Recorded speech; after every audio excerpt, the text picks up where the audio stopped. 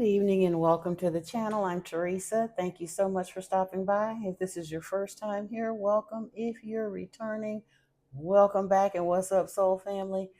And chances are, if you're on this video, you are returning because we are actually on part 9 of the book of Enoch. So, yeah, if this is your first time here, there's some more. You might want to back up a little bit and instead of jumping in here, kind of smack dab in the middle of the book. But we're going to jump on in here and see what's going on because Enoch had gotten the lowdown on the planetary crossings and the seasons and all the rest of that. But then it gets back to talking about some of the heavenly hosts and the signs on the days of earth and some of the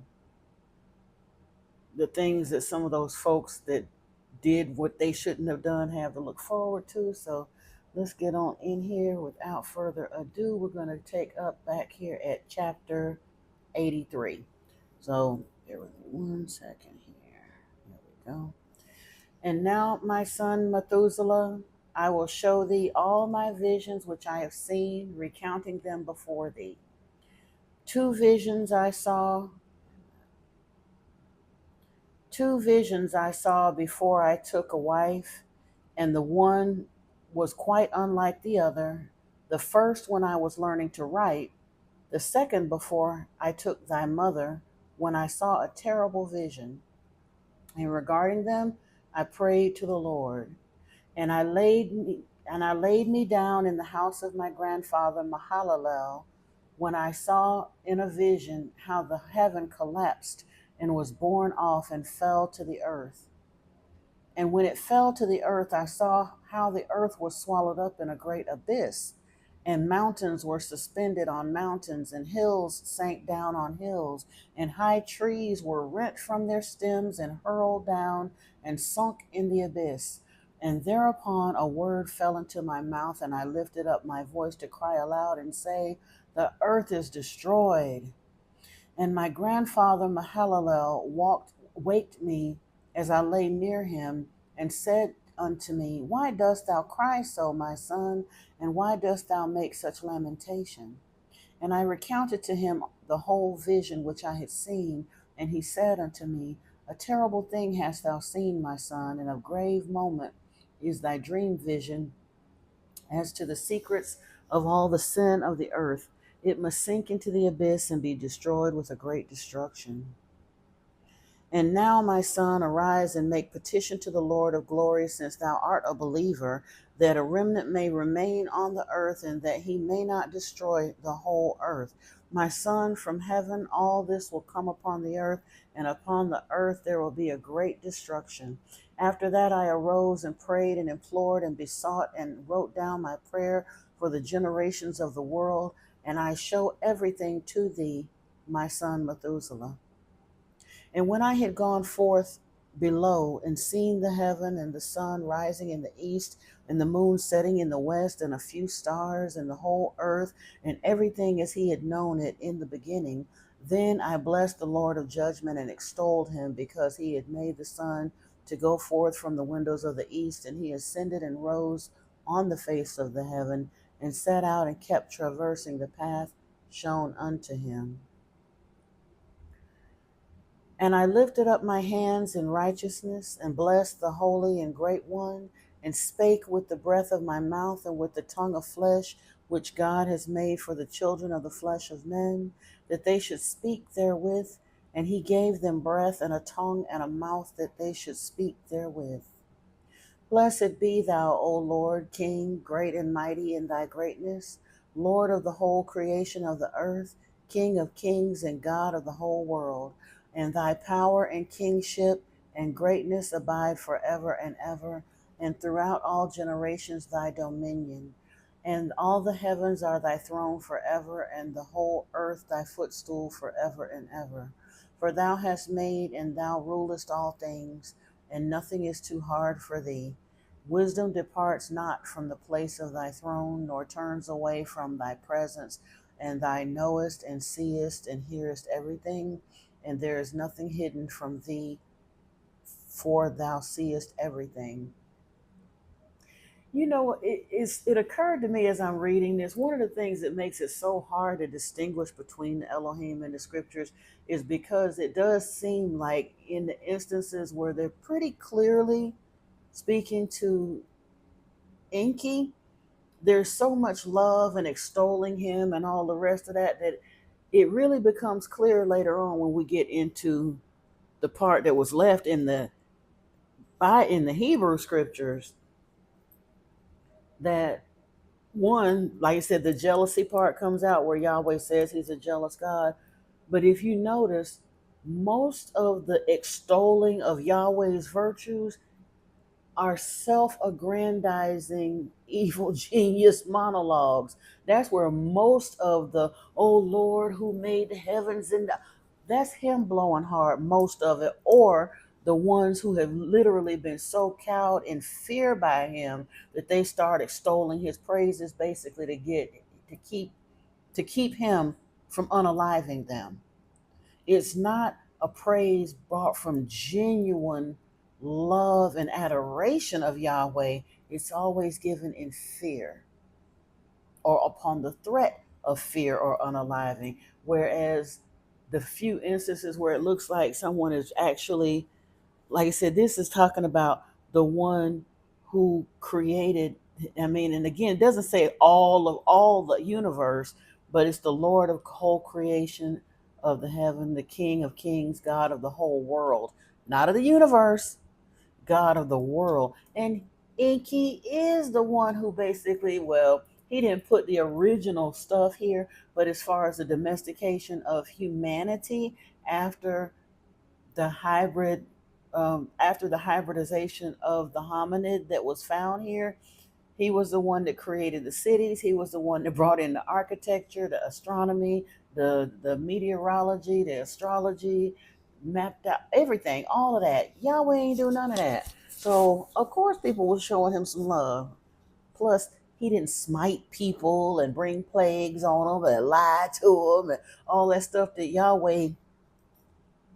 He was such a bad dude to even when they was busy trying to make the book to make people love and worship him, they still had to put in so much of the real junk that his slip was hanging, so to speak. There's no way you can justify that stuff and say it's nice because half of the stuff, yeah, he brought a lot of scourges and plagues and whatnot against outside people, and you might be able to kind of sort of cross your eyes a little bit and justify that because if you don't serve Yahweh, then you get what you get. But most of that stuff that went down in the Bible was against his own people. Go back and read it. In fact, if you see this on the day I'm uploading it, I'm going to be doing a live stream where we're going to talk about some of those scriptures. And truthfully, you'll be able to identify it by the outfit, even if you catch it on another day. Go back and look for the thumbnail that has me wearing this dress because I don't wear it very often on here. And we're going to get into some of those scriptures that talk about the true nature of Yahweh and what was really going on, the climate of the people, the nation of Israel, and that whole the only true God thing. There's several places in the scriptures where it shows that the nation of Israel was doing their level best to escape the choice of Abram and Moses. They left Yahweh, and it really wasn't until Yahweh brought so much pain and brought rain so much, like I said, retribution down on them, or they found themselves in captivity again. He never backed them up the way he was supposed to. Never. They stayed enslaved and bounced around in the clutches of other people that conquered them. And then the churches will tell you, oh, that's because they weren't faithful to Yahweh. That's what they get. How? Like Paul Wallace says, worshiping a monster makes monsters out of us. But let's continue, shall we? My bad. For let's see. All the heavens are thy throne forever, the whole earth thy footstool forever and ever. For thou hast made, and thou rulest all things, and nothing is too hard for thee. Wisdom departs not from the place of thy throne, nor turns away from thy presence. And thou knowest and seest and hearest everything, and there is nothing hidden from thee, or that for thou seest everything. And now the angels of thy heavens are guilty of trespass, and upon the flesh of men abideth thy wrath until the great day of judgment. And now, O God and Lord and great King, I implore and beseech thee to fulfill my prayer, to leave me a posterity on earth, and not destroy all flesh of man, and make the earth without inhabitants, so that there should be an eternal destruction. And now, my Lord, destroy from the earth the flesh which has aroused thy wrath, but the flesh of righteousness and uprightness establish as a plant of the eternal seed, and hide not thy face from the prayer of thy servant, O Lord. This sounds like a precursor to Revelation 21. I mean, honestly, there we don't know. I didn't look up to see the time frame when the book of Enoch was supposed to be first written, as opposed to when Revelation was written, and the actual way it fits into not just the Bible chronology, but into the actual world event chronology. But it's kind of sort of describing the same thing, a time and period where all of the stuff that's been rocking on the earth, that this other Elohim is really just about to had enough of this bad actor and his henchmen, the watchers that are on the team of the one just causing all this confusion, and he's going to bring down his crew to wipe out their crew. And like I said, Enoch is asking, or was this Methuselah speaking here? But even still, they all in the same family, asking him, I know you got to do what you got to do, but everybody out there ain't bad. Please don't wipe out everybody. Let the righteous folk remain. Let us serve you. Let us cooperate with you. Let us, like I said, redo this thing after you done wiped out the wicked. Let us start over with the righteous folk. And righteous is relative because, like I said, those who are righteous unto Yahweh are literally galloping themselves toward Armageddon according to the scriptures. That's the part they don't understand. That is the biggest hypocrisy of religion today. They're doing all of that in fear of Yahweh because they don't want to die and go to hell. The Christians don't want to, the Jews don't want to, and the Muslims don't want to. All of them believe if they don't get it right, they're going to die and go to hell. Meanwhile, the truth of the matter is if they keep doing what they're doing and serving who they're serving, they may not go to hell, but they eventually, if they continue to serve him, according to Revelation, they're going to be destroyed. So they may not go to hell, but they'll get recycled. They will not get the eternal life that's promised from the ascension path that Yeshua was trying to show them. We're going to talk about that some in the live stream too, because that phrase kept coming to me in my mind. Esau have I hated, Jacob have I loved. And it's very, very relevant for those who still want to believe that Yahweh is Yeshua's father. No, he won't, because Yeshua was an Edomite. Yahweh hated him. He wrote that down in Amos. Well, he didn't write that he hated him, but he did talk about destroying the Edomites and all the rest of that. And he knew that their men were wise. He didn't care. They refused to serve him, so he wanted to destroy them all. So not likely that Yeshua was on team Yahweh. Quite the opposite. Especially since Yahweh was, like I said, directly opposed to everything that Yeshua was teaching and stood for and believed in. Let's get into chapter 85 real quick here. And after this, I saw another dream, and I will show the whole dream to thee, my son. And Enoch lifted up his voice and spake to his son Methuselah, to thee, my son, will I speak. Hear my words. Incline thine ear to the dream vision of thy father. Before I took thy mother Edna, I saw in a vision on my bed, and behold, a bull came forth from the earth, and that bull was white, and after it came forth a heifer. Along with this latter came forth two bulls, one of them black and the other red. And that black bull gored the red one and pursued him over the earth, and thereupon I could no longer see that red bull.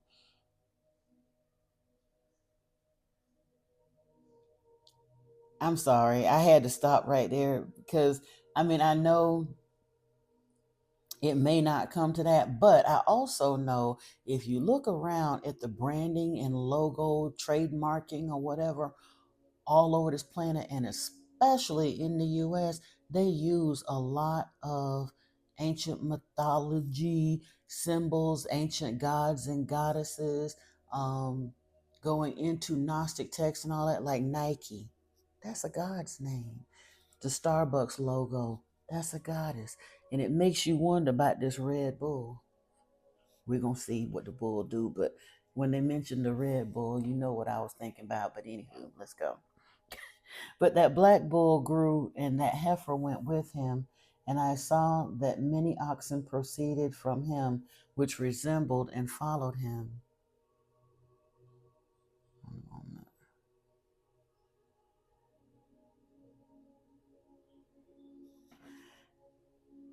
And that cow, the first one,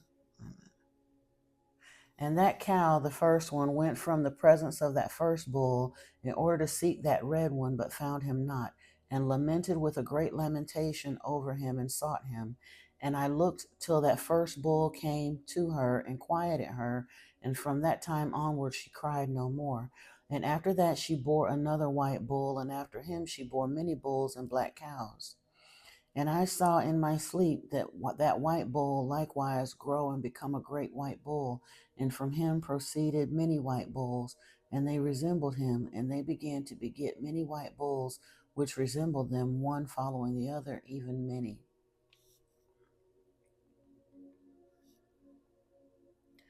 And again I saw with mine eyes as I slept, and I saw the heaven above, and behold, a star fell from heaven, and it arose and eat and pastured amongst these oxen.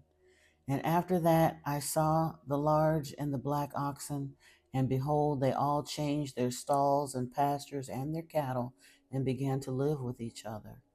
And again I saw in the vision and looked towards the heaven, and behold, I saw many stars descend and cast themselves down from heaven to that first star, and they became bulls amongst those cattle, and pastured with them amongst them.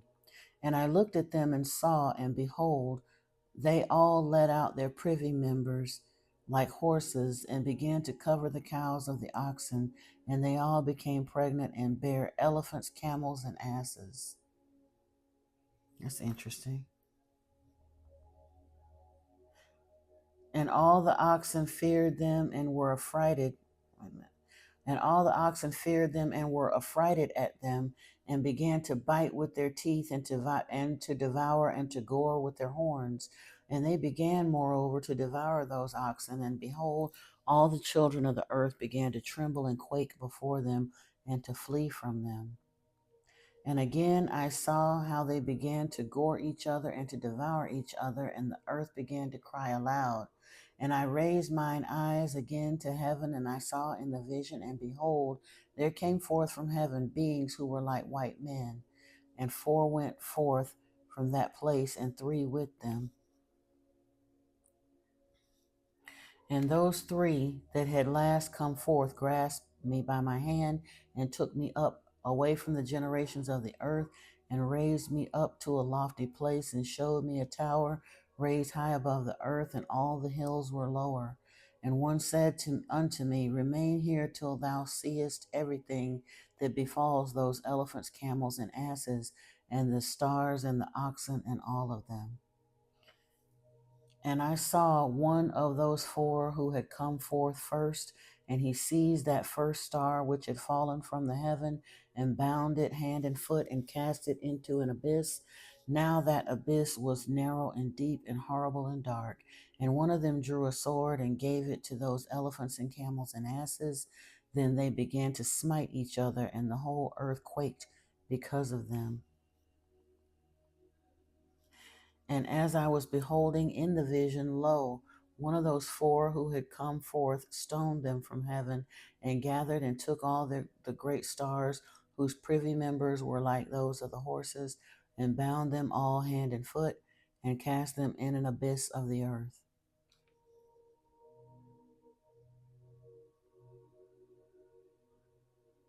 I'm not quite sure I understand that part, but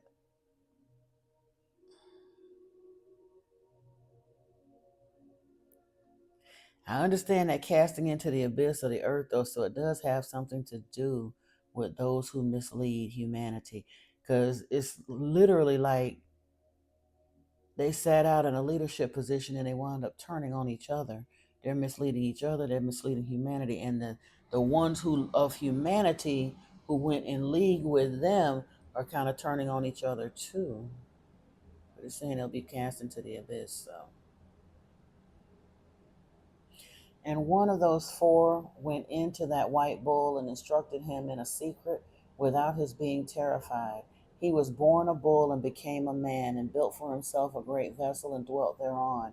And three bulls dwelt with him in that in that vessel, and they were covered in. And again I raised mine eyes towards heaven, and I saw a lofty roof with seven water torrents thereon, and those torrents flowed with much water into an enclosure.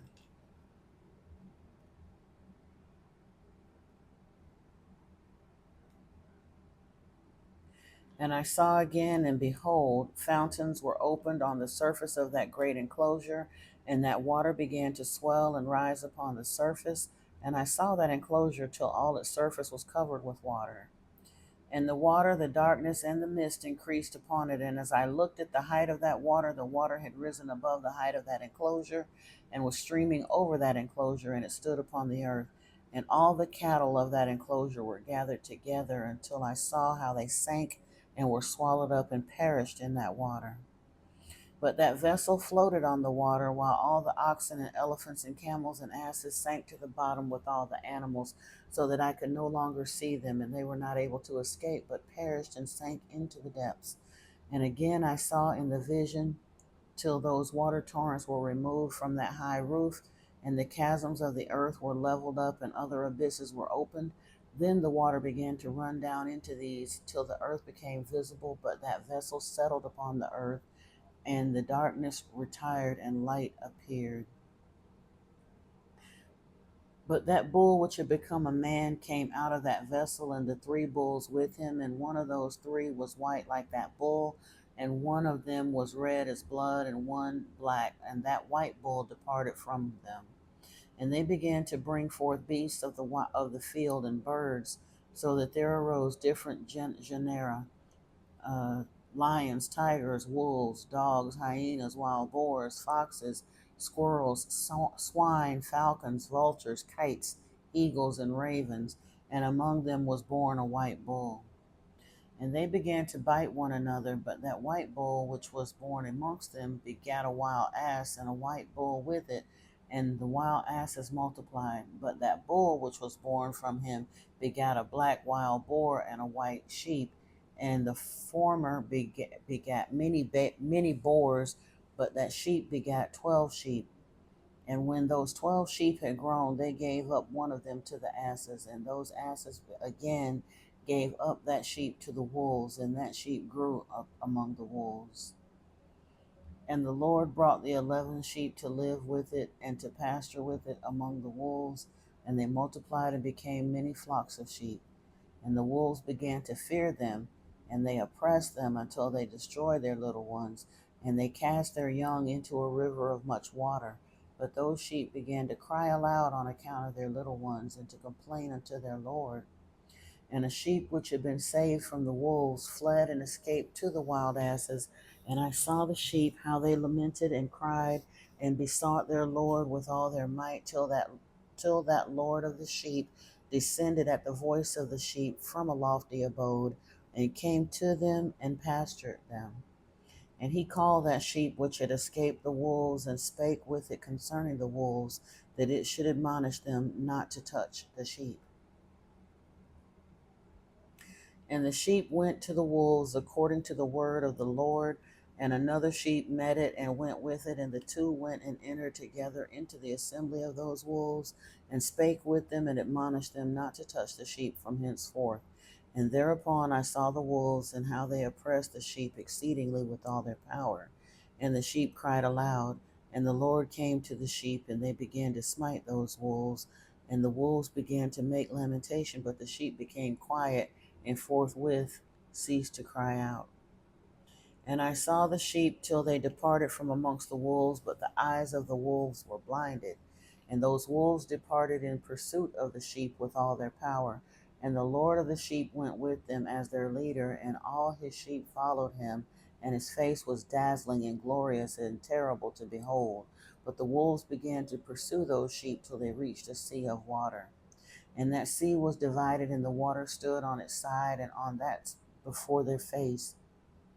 And their Lord led them and placed himself between them and the wolves. And as those wolves did not yet see the sheep, they proceeded into the midst of that sea. And the wolves followed the sheep, and those wolves ran after them into that sea. And when they saw the Lord of the sheep, they turned to flee before his face, but the sea gathered itself together and became as it had been created, and the water swelled and rose till it covered those wolves. And I saw till all the wolves who pursued those sheep perished and were drowned. But the sheep escaped from that water and went forth into a wilderness where there was no water and no grass, and they began to open their eyes and to see. And I saw the Lord of the sheep pasturing them and giving them water and grass, and that sheep going and leading them. And that sheep ascended to the summit of that lofty rock, and the Lord of the sheep sent it to them.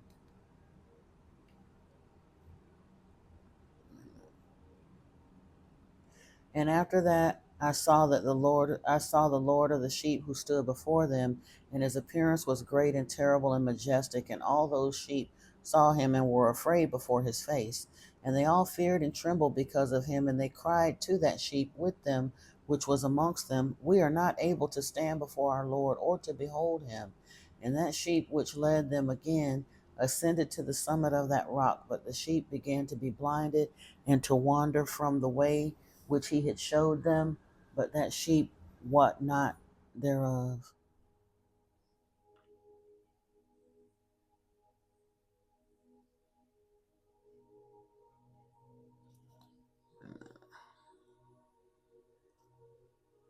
And the Lord of the sheep was wrathful exceedingly against them, and that sheep discovered it, and went down from the summit of the rock, and came to the sheep, and found the greatest part of them blinded and fallen away. And when they saw it, they feared and trembled at its presence, and desired to return to their folds. And that sheep took other sheep with it, and came to those sheep which had fallen away, and began to slay them. And the sheep feared its presence, and thus that sheep brought back those sheep that had fallen away, and they returned to their folds. And I saw in this vision till that sheep became a man and built a house for the Lord of the sheep, and placed all the sheep in that house. And I saw till this sheep which had met that sheep which led them fell asleep. And I saw till all the great sheep perished, and the little ones arose in their place, and they came to a pasture and approached a stream of water. Then that sheep, their leader, which had become a man, withdrew from them and fell asleep. And all the sheep sought it and cried over it with a great crying. And I saw till they left off crying for that sheep and crossed that stream of water. And there arose the two sheep as leaders in the place of those which had led them and fallen asleep, or literally had fallen asleep and led them. And I saw till the sheep came to a goodly place and a pleasant and glorious land. And I saw till those sheep were satisfied, and that house stood amongst them in the pleasant land. And sometimes their eyes were opened, and sometimes blinded, till another sheep arose and led them and brought them all back, and their eyes were opened. And the dogs and the foxes and the wild boars began to devour those sheep, till the Lord of the sheep raised up another sheep, a ram from their midst, which led them. And that ram began to butt on either side of those dogs, foxes, and wild boars, till he had destroyed them all. And that sheep whose eyes were open saw that ram which was amongst the sheep, till it forsook its glory, and began to butt those sheep, and trampled upon them, and behaved most unseemly, and behaved itself unseemly. And the Lord of the sheep sent the lamb to another lamb, and raised it to being a ram and leader of the sheep, instead of that ram which had forsaken its glory. And it went to it and spake to it alone, and raised it to being a ram, and made it the prince and leader of the sheep. But during all these things those dogs oppressed the sheep. And the first ram pursued that second ram, And the second ram arose and fled before it. And I saw till those dogs pulled down the first ram.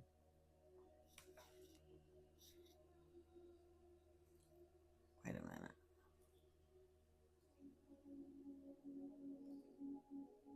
Okay, sorry, I lost my place for a second. And that second ram arose and led the little sheep, and those sheep grew and multiplied, but all the dogs and foxes and wild boars feared and fled before it, and that ram butted and killed the wild beasts, and those wild beasts had no longer any power among the sheep, and robbed them no more of aught. And that ram begat many sheep and fell asleep, and a little sheep became ram in its stead, and became prince and leader of those sheep. And that house became great and broad, and it was built for those sheep. A tower lofty and great was built on the house for the Lord of the sheep, and that house was low, but the tower was elevated and lofty. And the Lord of the sheep stood on that tower, and they offered a full table before him. And again I saw those sheep that they again erred and went many ways, and forsook that their house. And the Lord of the sheep called some from amongst the sheep, and sent them to the sheep, but the sheep began to slay them. And one of them was saved and was not slain, and it sped away and cried aloud over the sheep, and they sought to slay it, but the Lord of the sheep saved it from the sheep, and brought it up to me, and caused it to dwell there. And many other sheep he sent to those sheep to testify unto them and lament over them. And after that I saw that when they forsook the house of the Lord and his tower, they fell away entirely, and their eyes were blinded. And I saw the Lord of the sheep, how he wrought much slaughter amongst them in their herds, until those sheep invited that slaughter and betrayed his place. As I'm reading this, it makes me think about like prophets coming in, though, because like the Buddha came in the Asian lands, and Yeshua came at different. I mean, over time, those were not the only. Like I said, the scriptures mention many prophets that came to try to talk to people. Now, when they flip the story, they try to tell you that all of those prophets were worshiping Yahweh. But if you go back and really look at the messages that some of them were saying and the way they were talking to the nation of Israel, I don't think all of those prophets were prophets of Yahweh. I think some of them were prophets of somebody else that was trying to wake up and shake up the nation of Israel. I'm just saying. And then one of them was saved and not slain, and it sped away and cried aloud over the sheep, and they sought to slay it. But the Lord of the sheep saved it from the sheep, and brought it up to me, and caused it to dwell there. Oh, yeah, I read this. I'm sorry, I'm going to read it again, though. And many other sheep he sent to those sheep to testify unto them and lament over them. And after that I saw that when they forsook the house of the Lord and his tower, they fell away entirely, and their eyes were blinded. And I saw the Lord of the sheep, and how he wrought much slaughter amongst them in their herds, until those sheep invited that slaughter and betrayed his place. And he gave them over to the hands of the lions and tigers and wolves and hyenas, and into the hand of the foxes, and to all the wild beasts. And those beasts began to tear in pieces those sheep.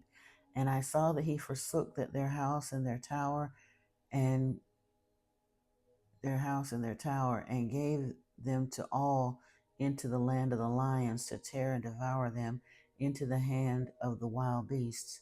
And I began to cry aloud with all my power, and to appeal to the Lord of the sheep, and to represent to him in regard to the sheep, that they were devoured by all the wild beasts. But he remained unmoved. Though he saw it, and rejoiced that they were devoured and swallowed and robbed, and left them to be devoured in the hand of all beasts. And he called 70 shepherds, and cast those sheep to them, that they might pasture them.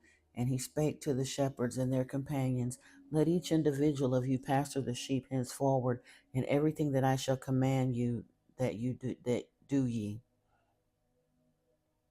Everything that I shall command you, that do ye. And I will deliver them over unto you duly numbered, and tell you which of them are to be destroyed, and them destroy ye. And he gave over unto them those sheep.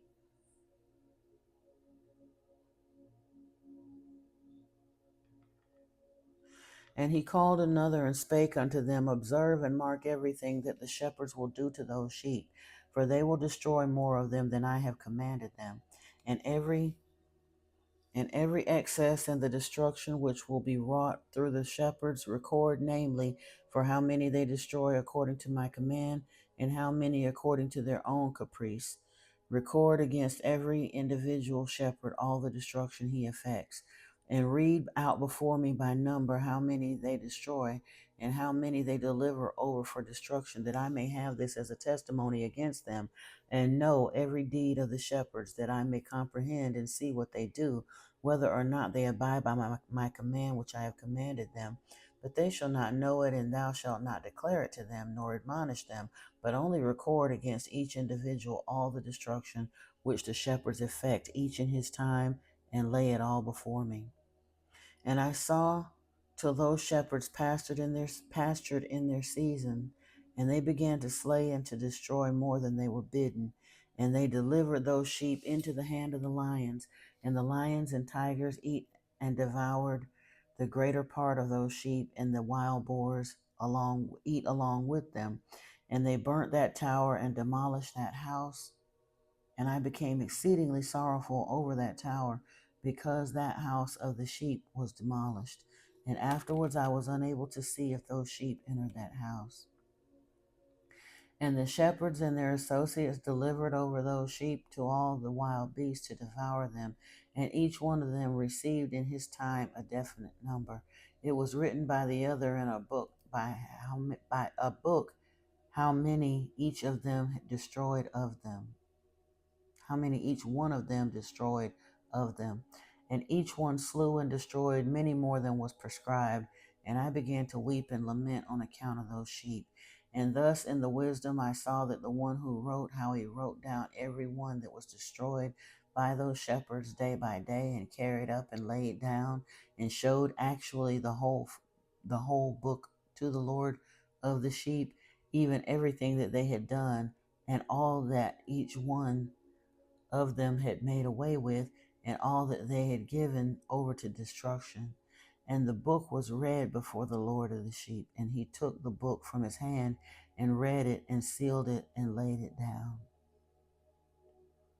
And forthwith I saw how the shepherds pastured for 12 hours, and behold, 3 of those sheep turned back and came and entered and began to build up all that had fallen down of that house. But the wild boars tried to hinder them, but they were not able. And they began again to build as before, and they reared up that tower, and it was named the High Tower. And they began again to build place a table before the tower, but all the bread on it was polluted and not pure. And as touching all this, the eyes of those sheep were blinded, so that they saw not, and the eyes of their shepherds likewise. And they delivered them in large numbers to their shepherds for destruction. And they trampled the sheep with their feet and devoured them. And the Lord of the sheep remained unmoved, till all the sheep were dispersed over the field and mingled with them, i.e., the beasts, and they, i.e., the shepherds, did not save them out of the hand of the beasts. And this one who wrote the book carried it up and showed it and read it before the Lord of the sheep, and implored him on their account, and besought him on their account, as he showed him all the doings of the shepherd, and gave testimony before him against all the shepherds. And he took the actual book and laid it down beside him and departed. And that's where we're going to leave off today. We'll take back up next time at the beginning of chapter 90. So I do thank you so much again for joining me. And if you get benefit from this, please don't hesitate to give the video a thumbs up. Subscribe to the channel if you haven't already. And of course, share it with anyone that might benefit from the information as well. Please be on the lookout for other information that we have. We're not just reading in the text. We do have insightful discussions of the biblical text proper, as well as ancient text. And we're moving on with those. And I'm getting ready to go into a live stream now, like I said, so that we can have a discussion of Leviticus and some other scriptures that came to my attention when I was watching something else from the beautiful brother Paul Wallace. So I definitely want to have that discussion with the Soul family. And until next time, folks, thank you so much again for joining me. Peace and blessings to you. I love you so very much. Namaste.